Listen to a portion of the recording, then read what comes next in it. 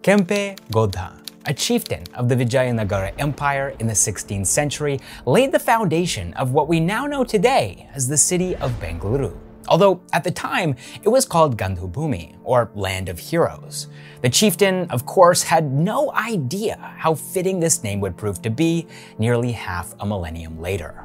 The first of these heroes was Jamsetji Tata, the founder of Indian conglomerate Tata Group. Now, Jamsetji was born in what is today the state of Gujarat, and most of his business happened there too, in Gujarat and Maharashtra. At this point, at the turn of the 19th century, Karnataka didn't exist. Bengaluru, or as it was known then, Bangalore, was part of the state of Mysuru, known then as the state of Mysore. And it wouldn't be an exaggeration to say that this part of India wasn't on Jamsetji's radar. Yes, he wanted to see India prosper, and more specifically, he wanted to help India advance technologically by promoting education and research, but at this point, Bengaluru was a British garrison city. It was a cantonment with clubs, churches, shops, and cinemas, not a hub for Swadeshi technology or innovation. But when Jamsetji told the Viceroy of India, Lord Curzon, who I should add had just begun his posting in colonial India the day before this meeting, when Jamsetji told this man that he wanted to set up a world-class university in Bombay and that he was willing to set aside more than a dozen buildings as an endowment for this project, well, the response he got was less than ideal. See, the British Raj didn't trust Jamsetji's assessment of Bombay as the right place for this institution. And so a Scottish scientist was called to survey the country and find a suitable place for this university, which, by the way, the Viceroy had mixed feelings about because he didn't think that there would be enough qualified Indian people to even attend this advanced institution, which was the first of its kind. And even if they did graduate, he thought that they would probably be overqualified for any jobs in a country like India. But eventually, after some careful consideration and maybe a bit of window shopping on South Parade, known today as MG Road, the scientist recommended that Bangalore would be the perfect spot for Jamsetji's university, the Indian Institute of Science.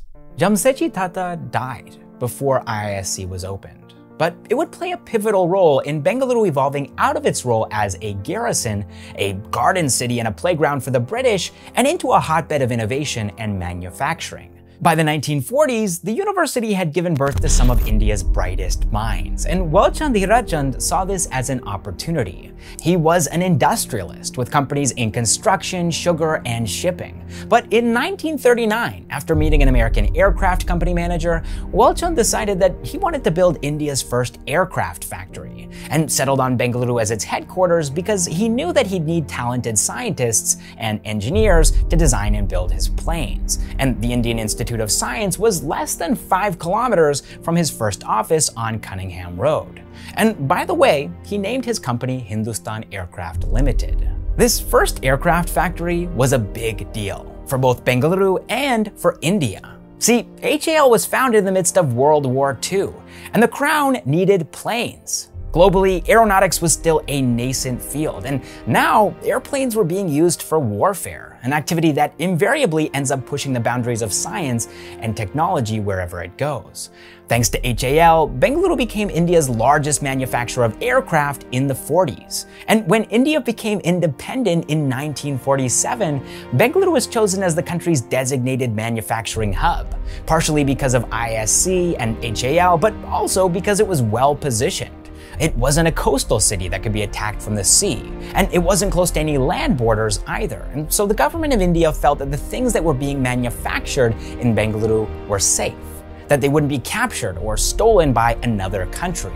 And this is why, in 1969, Bengaluru also became India's space city. See, in 1957, the Soviet Union launched Sputnik 1. Marking the beginning of the global space race. Everybody wanted to launch their own satellites, and India, which underwent partition just a decade earlier, was experiencing a lot of tension at its borders. HAL, which was now a nationalized company, had given the country command of its skies, but now they wanted to go higher and take command of the stars. And they did this with ISRO in 1969. Now, all of this development, all of this technology coming out of HAL and ISRO had a profound impact on the minds and imaginations of people who lived there. And one of these people was a man named Krishna Baliga. Originally from Mangaluru, Ram had come to Bengaluru to do his master's in power engineering at IISc, which by this point was internationally recognized for its academic excellence and talented graduates. One company in particular, General Electric, was actively searching for talent at the university and approached Ram to see if he'd like to come and work for them as an engineer in the United States. He accepted their offer and subsequently spent the first 6 years of his professional career living and working in America. This experience had a profound impact on his career's trajectory. Upon returning to Bengaluru, he started searching for somewhere to apply the learnings he had acquired in the United States. In 1960, the most obvious choice was Bengaluru's thriving defense and aerospace sector, and so he joined Bharat Electronics Limited, a government-owned company that manufactured the electronic technology used in military hardware and vehicles. And you'd think that as chief engineer, he'd be building some of this technology. Circuitry, radar technology, transmitters, and semiconductors, but in reality, a lot of his time was actually spent on city building. See, BEL was a huge employer. They had thousands of people working for them, and many of these employees were working on sensitive government projects. They couldn't be traveling to and from work with confidential documents or prototypes in their pockets or briefcases. And so Ram was put in charge of building a 1,400 house residential colony for the company's employees to live in. This project was so successful that Bharat Electronics asked him to follow it up with another one, even bigger than the first. And while this work was professionally fulfilling for Ram, his aspirations had actually started to migrate outside of BEL's walls. He'd heard about a place in the United States, a hotbed for electronics manufacturing and technology development, a land of semiconductors and computer chips called Silicon Valley. And he realized that Bengaluru would be the perfect place to set up India's own electronics hub. He approached Karnataka's chief minister, D. Devaraj Urs, and pitched him the idea of an electronics city, which Ram hoped would develop into India's own Silicon Valley. The idea was admittedly lofty, but because of his track record, the chief minister agreed to support him, making him the chairman of the Karnataka State Electronics Development Corporation. He was put in charge of building this city, the first phase of which was completed in 1978. Electronics City was the first of its kind in India, and it made headlines across the country. It signaled to India's small community of tech enthusiasts that Bengaluru was the place to be if you wanted to work with computers, software, and electronics. And there was one man in particular, an electrical engineering graduate and IITian, who found this news especially interesting. N.R. Narayanamurthy was living in Pune, then known as Pune, at the same time that Krishna Baliga was building Electronics City. He was in his late 20s then, and dreamed of revolutionizing India's corporate landscape with computer algorithms. But in 1976, India wasn't ready for him. His startup, Softronics, which was one of India's first, failed. Computers were still a novelty in India. They weren't affordable or consumer-friendly, and personal computers were still a couple of years away. In 1976, Microsoft was just a team of 6 people, and they didn't even know how to properly spell their own company's name. And Steve Jobs had just finished selling his VW microbus to afford to build the Apple I. He was riding around Los Altos on his bicycle, so it's no surprise that Narayanamurthy was struggling to make any headway with Softronics in India. He shut it down after a year and a half and took up his first corporate job at Patni Computer Systems. It wasn't what he wanted to be doing, but it enabled him to learn the ropes of developing software for global clients. And it was also at PCS that he made 6 friends, 6 colleagues that would later become his co-founders. They held their first company meeting in 1981 in Narayana's living room. They wanted to build a company similar to Softronics, but with international clients instead of Indian ones. Of course, there were a couple of issues, the biggest of which was the fact that none of them owned a computer. They tried to get one imported, but this wasn't the India of today with Amazon and Flipkart. This was the India of the 1980s, when the government was highly restrictive when it came to international business and the importing of goods into the country. It would end up taking them 3 years to import that computer, by which point 6 out of the 7 co-founders had already flown to the United States. They had decided that if they couldn't bring the computers to Infosys, then Infosys would need to bring themselves to the computers. They ended up in New York City. staying in rundown hotels and walking to meetings with companies that they hoped to build software for. And for a while, the most common response that they got from these companies was, "We'll call you." And of course, they never did. But one day, the team sat down for a meeting with a company called Data Basics. And finally, after years of struggling, their hard work paid off. After seeing what they could do, Data Basics allowed Infosys to sign them as a client, guaranteeing them business into the future, and they brought that business back with them to India. But this was 1983 now, and Krishna Baliga's Electronic City was in full swing. Startups that couldn't afford to set up shop in the Electronic City itself were relocating to Bengaluru anyways, hoping that they'd find prosperity and like-minded people there. And it was for these reasons that Infosys shifted its headquarters to Bengaluru too, as soon as they signed Data Basics. They wanted to set themselves up for success, and this seemed like the most logical step to take in order to make that happen. India underwent economic liberalization in 1991. Lifting many of the restrictions on the import of computers and the export of software that had inhibited Infosys from growing quickly in the past. Now, with the support of the government and Bengaluru's tech-focused culture, Infosys charged ahead, signing one American client after another. And their growth was only accelerated by America's internet bubble and the subsequent introduction of public internet to India in 1995.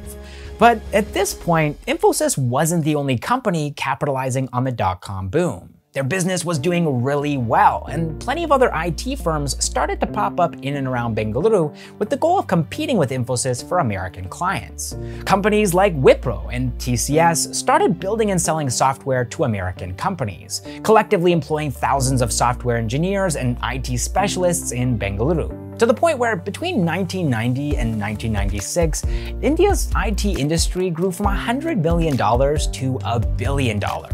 And this wasn't just Indian companies either. Many of the largest players in this space were actually American companies who saw Bengaluru as the perfect place for them to headquarter their India operations. These were multinational giants like Texas Instruments, IBM, Sun Microsystems, and Intel. And with such a heavy concentration of both Indian and American IT firms, the employment opportunities for intelligent, technologically minded Indians were abundant. And you might be thinking that all of this sounds incredible. Employment, development, technology, these words are positive ones. But by the late 90s, some of the excitement surrounding Bengaluru's burgeoning IT industry began to dwindle. What about India? Times had changed since Narayana Murthy tried and failed to get Softronics off the ground. Now, India had a sizable middle class, and with public internet, many of the doors that had been closed in the 80s were wide open for young, aspiring entrepreneurs in the 90s. Businesses and individuals alike were buying computers. India was adopting technology, and so these trailblazers, these young minds, were asking themselves, why are we building for the United States? Why is all of this energy, this creativity and passion being used up to accelerate another country's prosperity? What about India? This question and its implications marked a departure. It was the beginning of the end of Bengaluru being the back-end support, the software developer, the outsourcing city of America's Silicon Valley. And it marked the start, the true start, of India establishing its own hotbed for entrepreneurship and tech startups, innovating and solving problems to further the Indian market, not the American market. This was the start of the Silicon Valley of India, the land of heroes.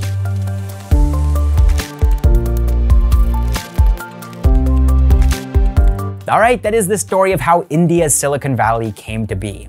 I hope you enjoyed the video. We definitely had a lot of fun writing this script. We found out a bunch of information about Bengaluru that nobody on the team actually knew, but we did cover a lot of ground in this video rather quickly. So if you want us to make a follow-up video, a part 2 where we cover everything from the late 90s until today, which is pretty much when all of the action in India's startup ecosystem, and more specifically the Silicon Valley, Bengaluru, actually happened, then just let us know in a comment down below. Also, if you enjoyed this video, then it would mean a lot to us if you could hit the like button and maybe share this video with a friend or two, someone who's from Bengaluru or someone who's passionate about Indian startups. And also, if you haven't already subscribed, now would be a great time to do so. We post new videos every single week about Indian startups, entrepreneurs, and the latest news. Thank you guys so much for watching this episode of Backstage with Millionaires, and I will see you in the next one.